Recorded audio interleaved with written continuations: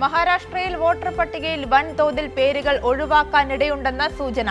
June 30 മുതൽ തെരഞ്ഞെടുപ്പ് commission ആരംഭിക്കുന്ന പ്രത്യേക തീവ്ര പുനരവലോകന പ്രക്രിയയ്ക്ക് പിന്നാലെ ഏകദേശം 1 കോടി വോട്ടർമാരുടെ പേര് പട്ടികയിൽ നിന്ന് നീങ്ങാമെന്നാണ് വിലയിരുത്തൽ.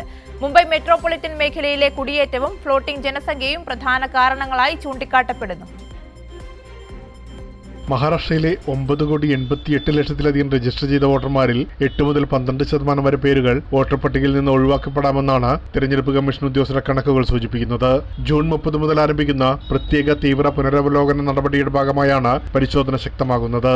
മുംബൈ സബർബൻ, താനെ, നവി മുംബൈ, പൂനെ തുടങ്ങിയ നഗരപ്രദേശങ്ങളിലാണ് ഏറ്റവും കൂടുതൽ ഒഴിവാക്കലുകൾ പ്രതീക്ഷിക്കുന്നത്. വലിയ തോതിലുള്ള കുടിയേറ്റവും സ്ഥിരതാമസമില്ലാത്ത ഫ്ലോട്ടിംഗ് ജനസംഖ്യയും പരിശോധനയെ കൂടുതൽ സങ്കീർണമാക്കുന്നുവെന്നാണ് ഉദ്യോഗസ്ഥർ പറയുന്നത്. പുനരവലോകനത്തിന് മുന്നോടിയായി നടക്കുന്ന മാപ്പിംഗ് നടപടിയിൽ സംസ്ഥാന തലത്തിൽ 70% വോട്ടർമാരെ ഇതിനകം തിരിച്ചറിഞ്ഞിട്ടുണ്ട്.